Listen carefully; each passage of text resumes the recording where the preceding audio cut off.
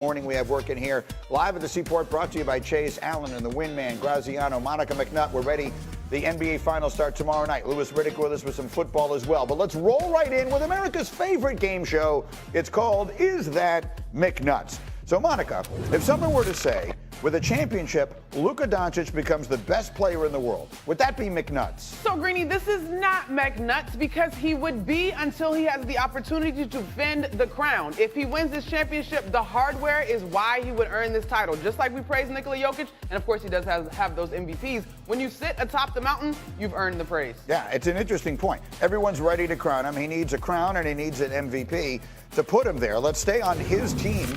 If I said Kyrie Irving has rewritten his legacy, is that McNuts? So I'm going to say this is not McNuts, but I would also offer a slightly different word choice in that he has continued to write his story. I honestly think that we don't get this version of Kyrie if not for the perceived missteps in Boston and Brooklyn, and maybe at some point we'll get the full story on that, but I think he's very grateful for all of the learning that he's done to get to this moment. One of the fascinating sidebars, if you will, of this series. Meanwhile, on the other side, Jason Tatum has been the subject of so much scrutiny. If someone were to say he is being held to an unattainable standard, would that be McNuts? That would not be McNuts. He's 26. He's now going to his second finals, 5 conference finals. He already has achieved accolades that put him in the category of Celtics greats. He's just missing the big one. But he's 26. Yeah. He's got plenty, well, I won't say plenty because I don't want to take winning for granted, but he has time to get that one. I will say, though, that the expectation of him is truly a compliment to how much greatness people see upon him. That's exactly right. He's been the chosen one since he was at Duke, and he has taken pretty much every step. And the people who are defensive of him, I think, are saying, you keep moving the goalpost on me here. Like every time he does something, you keep saying, yeah, but well, he hasn't done this yet. And here's a great example of that. The full screen I want to put up here, guys, when you can. This is 100% accurate. This was sent to me today. Outstanding job by our research department, which is the best in the business. Everything on this screen is both accurate and interesting. He has the 3rd most playoff wins of any player before turning 27 years old, and he's the only one on your screen who not only hasn't won a championship, but hasn't won 3. However, as is the case with many things, it requires context. Missing from the screen are the names Shaquille O'Neal, Tim Duncan, and Kareem Abdul-Jabbar. Tatum showed up and was the Batman from day one, and so all of this has been on his shoulders, and it feels like this is the time that he can finally, I would like to see it for him, to be completely. I think there are a lot of people who don't necessarily root for the Celtics who would like to see it for him just because of all of this. Look, he has accomplished everything except for winning this championship. And I have this saying that I've developed over 2 decades covering the league now because I'm getting old. When you win a championship, it means never having to say you're sorry. So once you do it, no matter what it took to get there, no matter what failure you had, no matter what bad trade you did, no matter what moment that you might have had that was unfortunate, it's all washed away. And so if he plays a great 2.5 weeks, whether he gets the MVP trophy or not, whether they win in 7, whether they win in 4, he will have it. He will be forever a champion. And I will again say what I've been saying, what it feels like for 6 months. This can still be the summer of Tatum. He, in 1 month, is going to have a $300 million contract. He could have an NBA title. He could have a Bill Russell trophy. And then he will report to Team USA, where he will try to help them win the gold medal in what I believe is the most competitive international tournament in the history of the sport. All of that is there. And by the way, he just averaged 30, 10, and 5 in the conference finals, something that only one other Celtic has ever done, Larry Bird. So he is playing well. He's playing well. He's playing extraordinarily well. I get that part. I'm going to say something that I know you disagree with because I saw your notes from yesterday. But I do think it's a part of this as well.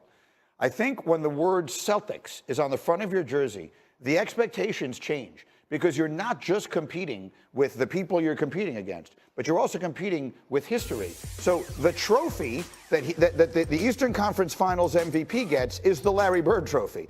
The trophy that the Finals MVP gets is the Bill Russell trophy, right? What do those 2 things have in common, right? They're both Celtics. So much like playing for the Yankees or playing for other teams that have a lot of championships, winning a title is only part of the equation, and I think that's what makes this so different from practically any other That's franchise. grad school. Like, LeBron graduated to the point where you could actually compare him to the ghosts. You could compare him to players he was no longer competing with. Right. Tatum's not there yet. If he gets a trophy, then he can graduate to being compared to the guys whose names are in the rafters. Right. But first, get the trophy. That's the steps. He's only 26. What do you think of this? The standard is so high with the Celtics, is exactly what Wendy said, is we can't put him there because, Paul Pierce has a championship, right? KG has a championship, but it's one. Like, the guys we're talking about, the ghosts, have several, and that is a much different thing. But can we also acknowledge the fact that the whole Celtics mystique thing is long gone? I mean, it's 38 years they've won one title. This is not what it used to be. Those ghosts are really old. Those banners are covered in dust. I am so pushing is he back at starting that. a new one? I'm pushing That's back the hard. question. I'm pushing back hard. How many World Series have the Yankees won in the last 20 years? Well, it's true, but that's They've the same won thing one. that's being said about But the them. standard remains that. Aaron Judge still is held to a different standard than a superstar would be on, without any disrespect intended, the Kansas City Royals or the Milwaukee Brewers or practically any other team because of the 27 But he titles has to get that one, franchise though. has The won. whole point is getting Russo is going to one. burst through the wall like the Kool-Aid guy here. I know what you're talking about. But He knows I'm right. No. When you wear that jersey, the expectations are different, whether it's 100%. fair or not, realistic or not. The fans in Boston, the ones who are still being there are the fans. This conversation, Greeny, comes when he's holding the Bill Russell Trophy what I'm saying. and the Larry O'Brien. That's what's at stake for him Then here. it comes, but as Wendy said, he's got to get there because while you outlined the wonderful summer he could have, he could also have, as you mentioned, the Olympics is not going to be easy. It's Hard. going to be challenging. Hard. He could have a summer where he loses again in the finals, he gets a silver medal or a bronze, and, well, $300 million. So at least he's only going to win on gonna that one. get that But still, either that way. could happen too. You don't know yet. Let me He's make got to sure- achieve this. Let me make sure it's clear what I'm saying. I'm not saying if he wins the championship and wins the MVP that all of a sudden he's Larry Bird. I'm saying that's the reason the expectations are what they are. I'm saying that is what comes I will with say being the this. best player on the Celtics. That doesn't come with being the best player on the Hawks. He has said this is what he wants. Right. We're not applying this to him. He has said that's yeah. what he wants. Yeah. So Yeah. that is a fair point. It's not. Life is not fair. Like things don't happen that are fair. There are a ton of advantages that come with playing for the Yankees, playing for the Celtics, Like playing when for the LeBron went Dallas to the Cowboys. Lakers. Is it fair that Dak Prescott is held to a completely different standard than any other very good quarterback in the NFL?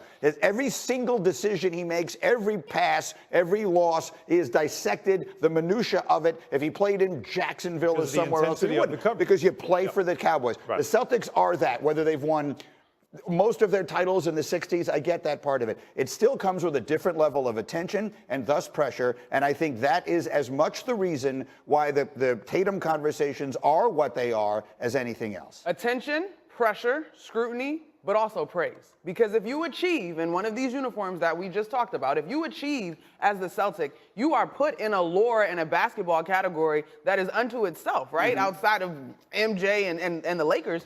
And so I think that this is all part of the arc, growth of an athlete, growth as a man. Like Jason Tatum has continued to grow through these experiences.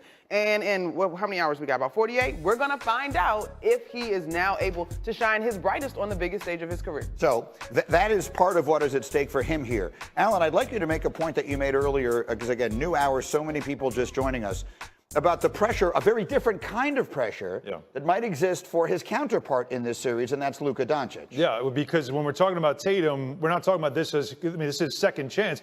He could have more because the East is not nearly the juggernaut that the West is. And you have to think about what Luka Doncic is facing here, and you think back to Dan Marino, and you say to yourself, boy, he got there early and then never got back. For Luka Doncic, that could be a reality. Not to say he can't, but it's a lot harder to go through the gauntlet that is the Western Conference when you consider that Nikola Jokic is now a three-time MVP, still in his prime, by the way, and their expectations was to win another one this year. They fell short. Doesn't mean that their run is over. You have to deal with him next season and beyond.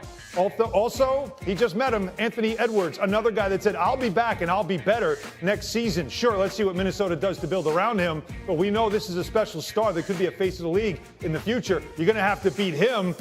And then also, oh, by the way, just introduced to the league, Victor Wembanyama in San Antonio. And San Antonio knows how to win. They do have that. They know how to build championship teams. And they got a piece, a big one, literally, that could turn into a dynastic kind of player. So for Luka Doncic, it's a lot harder to get back where he is right now. So of the three guys, I guess Jokic, too, is still pretty young. And I can't forget, LeBron James and Steph Curry are still alive and playing basketball. Right. They're much older, of course. Yes. And even Jokic is older, although not that much older. Prime. But he's still in his prime. But what I'm saying is Luka, ridiculously young, Anthony Edwards, even younger, and Wembanyama, even younger than that. So I went to talk show host school. So when you were talking, the first thing that entered my mind was, which of those three guys winds up in the most finals, wins the most Western Conference championships in the next decade? Because they're all going to be in their prime for the next, call it, 8 to 10 years. Wait, what's the three?